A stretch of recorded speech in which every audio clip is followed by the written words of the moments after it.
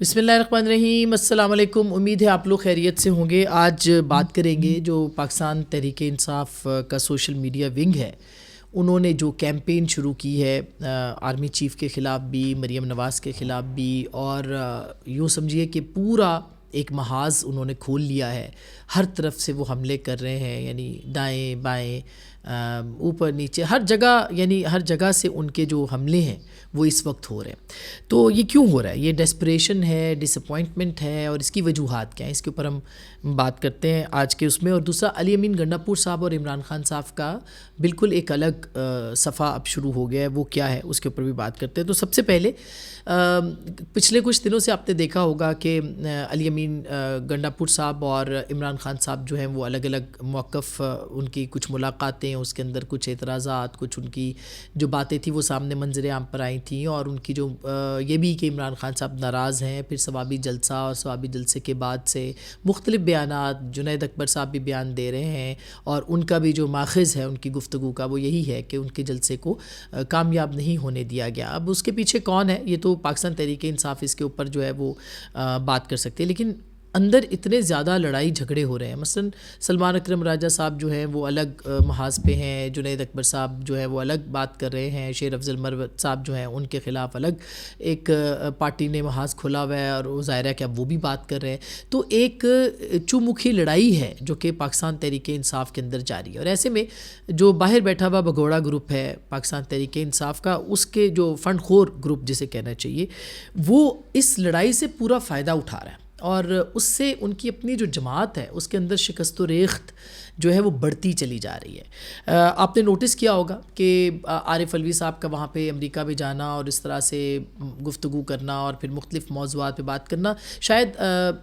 عارف الوی صاحب کو بھی اس بات کا اندازہ نہیں ہوا کہ وہ ٹریپ ہوئے ہیں، ٹریپ کیے گئے ہیں، جو کچھ بھی ہے، لیکن جن موضوعات پہ وہاں پہ جا کے وہ بات کر رہے ہیں، وہ ظاہر ہے پاکستان آئیں گے تو ایک ان کو شاید اس حدت کا اندازہ ہو کہ جو گفتگو ایک سابق صدر کے طور پہ، یعنی عارف الوی صاحب صرف ایک پارٹی کے رہنما نہیں ہے، وہ پاکستان کی مملکت کے سابق صدر رہے، اور جو وہ وہاں پہ ایک کیمپین بنائی ہے انہوں نے، وہ اس کے اوپر بہت سارے سوالات ہیں۔ مجھے اس بات کا بالکل شبہ نہیں ہے کہ عارف الوی صاحب پاکستان کے ساتھ ایک نیک نیت اور ایک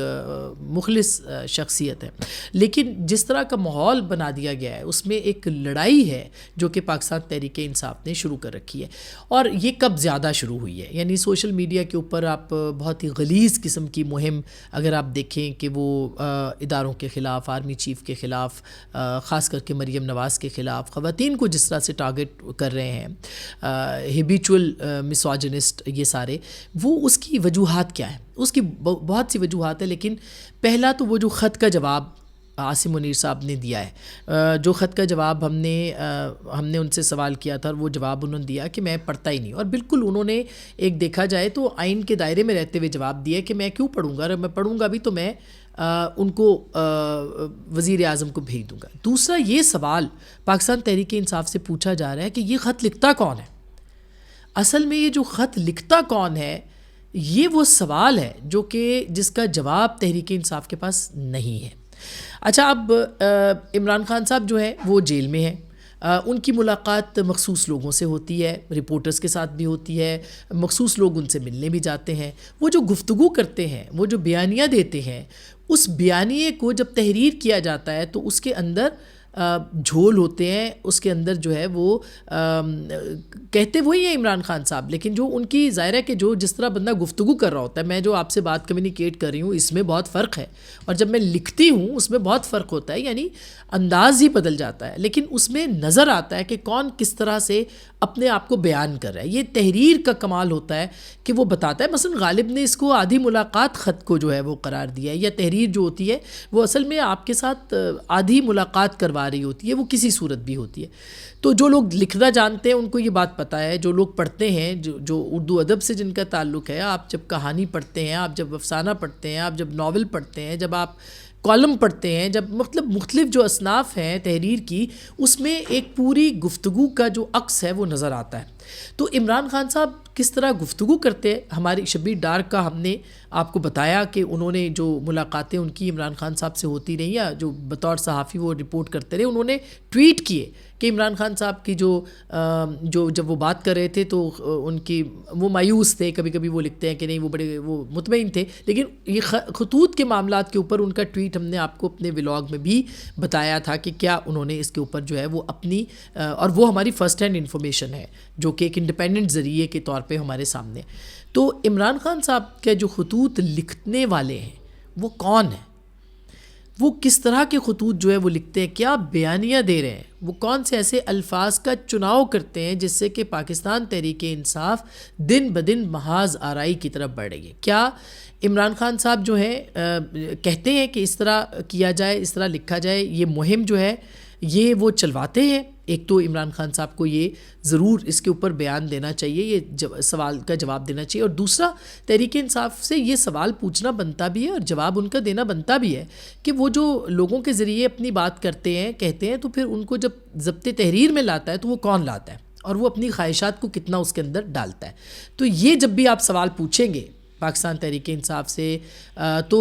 جو ریزنیبل لوگ ہیں, ان کے سینسیبل لوگ ہیں, وہ تو شاید جواب دے دیں گے, لیکن جو فنڈ خور بھگوڑا گروپ ہے پاکستان تحریک انصاف کا, جو تحریک انصاف کے لیے مشکلات پیدا کر رہا ہے, جو عمران خان صاحب کے لیے مشکلات پیدا کر رہا ہے. اور آپ کو یاد ہوگا ہم نے کچھ دن پہلے بتایا تھا کہ بشرا بی بی صاحبہ نے بھی ان یوٹیوبرز کے سے اپنے آپ کو الگ کرنے کے حوالے سے بات کی تھی کہ یہ ہمارے لیے مشکلات بڑھا رہے ہیں. اور ابھی بھی آپ دیکھیں بشرا بی بی صاحبہ جیل میں ہے, ان کے لیے ان کی پارٹی میرا نہیں خیال کہ کوئی بات کرتی ہے, اور ان کی جو مشکلات جیل کے اندر ہیں اس کے حوالے سے کوئی بات ہوتی ہے. تو یہ ایک معاملہ جو ہے نا, یہ پاکستان تحریک انصاف نے اس ایک جواب کے بعد سے اور یہ سوالات جب ان سے پوچھے جاتے ہیں تو اس کے بعد سے ایک محاذ وہ کھول لیتے ہیں, اور محاذ انہوں نے کھولا ہوا ہے. آج کل جو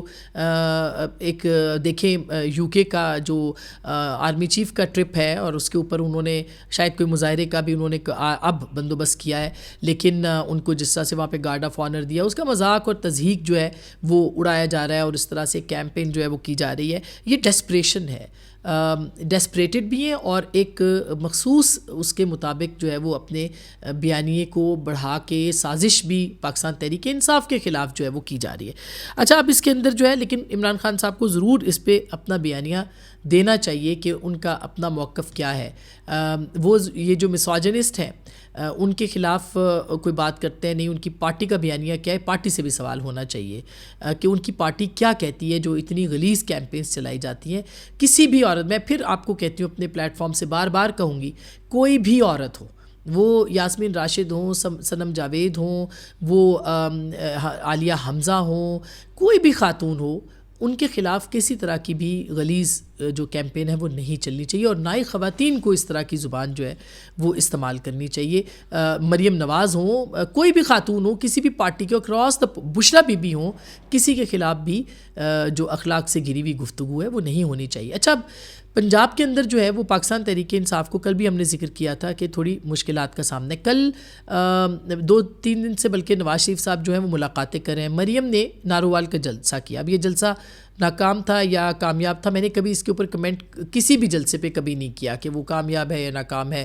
ثوابی کا جلسہ بھی جو پاکستان تحریک انصاف کا تھا یہ اچھا سائزیبل جلسہ تھا, مگر زیادہ بڑا جلسہ ہو سکتا تھا. یہ اس طرح کا, یعنی جو پاکستان تحریک انصاف کی کے پی کے میں مقبولیت ہے اس کے حساب سے ہم کہتے ہیں کہ یہ اس طرح کا کامیاب جلسہ نہیں ہوا, زیادہ ہو سکتا تھا. اور جنید اکبر صاحب اس کے اوپر بات کر رہے ہیں, بہت کھل کے اس کے اوپر بات کر رہے ہیں. اسی طرح سے جو پنجاب میں نارووال میں جلسہ ہوا ہے مریم کا, وہ جس طرح کا بھی جلسہ تھا, میں یہ نہیں کہتی وہ بہت کامیاب تھا, وہ ناکام تھا یا فلاپ تھا یا بہت ہی کامیاب تھا, نہیں, ایسا کچھ نہیں ہے. لوگوں نے خود اس کے مناظر بھی دیکھے ہیں, خود لوگ جج کر سکتے ہیں کہ کیا ہے کیا نہیں ہے. لیکن مریم نواز جو ہے وہ پاکستان تحریک انصاف کے لیے چیلنج ضرور بن رہی ہے, اس میں کوئی دوسری رائے نہیں ہے. اور اس کی وجہ یہ کہ پنجاب کے اندر جو ہے وہ جس طرح سے کام ہو رہا ہے, جس طرح سے پروجیکٹس بن رہے ہیں ہو رہے ہیں, لاہور کے اندر جس طرح صفائی ستھرائی کا کام ہے پنجاب بھر میں ہے, یہاں راولپنڈی میں جو دیکھنے والے ہیں وہ دیکھ رہے ہیں, تو میرا خیال ہے کہ اس نے ایک ہلکا پھلکا سا, بہت زیادہ نہیں مگر امپیکٹ ضرور کریٹ کیا. ہاں, ان کو کرنا کیا چاہیے, میرا خیال ہے مریم نواز صاحبہ کو ضرور اس معاملے کے اوپر بات کرنی چاہیے یا اس معاملے پہ کام کرنا چاہیے آپٹکس کے حوالے سے بھی, اور گرلز ایجوکیشن کے حوالے سے ان کو بہت کام کرنے کی ضرورت ہے. خواتین کی, بچیوں کی, ویسے تو پورے پاکستان کے اندر کام کرنے کی ضرورت ہے, لیکن ان کو بھی اس معاملے کے اوپر باقاعدہ جو ہے وہ گرلز ایجوکیشن کے حوالے سے, خواتین کے حوالے سے, اور جو چیز لیک کر رہی ہے وہ پنجاب کی عورتیں جو ہمیشہ سے کھیتوں میں, کسانوں میں کام کرتی رہی ہیں اپنے لوگوں کے ساتھ روایتاً بھی اور ثقافت کے طور پر بھی, وہ جو اتنی بڑی آبادی ہے, ایک تو پورے پاکستان کی 52% سے زیادہ, اب تو 56% ہوگی, وہ عورتوں پہ مشتمل ہے, اور ان کو کارآمد کیے بغیر, ان کو کام میں لائے بغیر آپ پاکستان کو ترقی کی شاہراہ پہ نہیں لے جا سکتے. اور دوسرا, جو پنجاب کی عورتیں خواتین ہیں ان کو کام کرنے کے اوپر کیا جائے. مثلا سیالکوٹ کے اندر عورتیں فٹ بال سیتی تھیں, ابھی بھی سیتی ہیں بہت سی جگہوں پہ, لیکن اب مشینوں نے بہت سی جگہ لے لی ہے, وہ کارآمد خواتین ہیں, ان کو استعمال کیا جا سکتا ہے. اسی طرح سے گجرانوالہ میں اور باقی جگہوں پہ بھی, ساؤتھ پنجاب کے اندر, یعنی یہ جو ہینڈی کرافٹس ہیں ان کا ایک بہت بڑا کام ہے. تو میرے خیال ہے یہ وہ جگہ ہے جہاں پہ ان کو ضرور فوکس کرنا چاہیے. اچھا, اس کے ساتھ ساتھ یہ بھی میں آپ کو بتا دوں کہ جو عمران خان صاحب جو ہیں وہ ان کی جو پارٹی اب محاذ کھول لی ہے اس نے, یعنی ایک طرف یہ ایک غلیظ مہم یہ چل رہی ہے, ایک طرف اداروں کو اس طرح کا, تو وہ اپنی پارٹی کو دور لے جاتے جا رہے ہیں, ہر طرح کے ڈائلاگ سے دور لے جاتے جا رہے ہیں. اور میری اطلاعات ہیں کہ پاکستان تحریک انصاف کے اندر وہ سین گروپ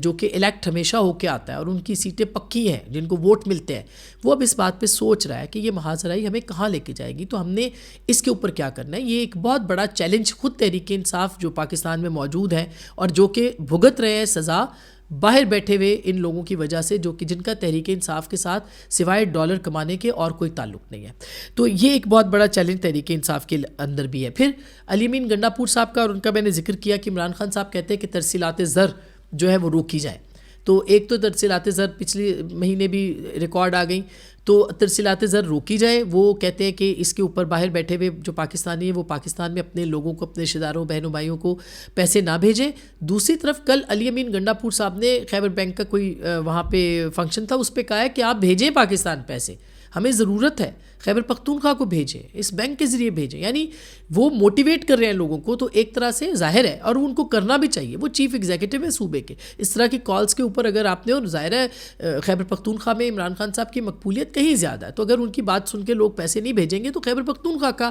جن کا پہلے ہی حشر نشر ہوا ہے اس خوبصورت صوبے کا, ہمارے پختون بھائیوں کا, آپ سوچئے وہاں پہ کیا ہے, کیا ترقی ہوئی ہے, کیا ان کو جو ہے وہ دیا جا رہا ہے. تو بہت اچھی یہ خیبر پختونخوا کے وزیر اعلیٰ نے, علی امین گنڈا پور صاحب نے یہ کہا ہے کہ آپ پیسے بھیجیں. تو ایسے لگتا ہے کہ بالکل ایک ڈیوائیڈ ہے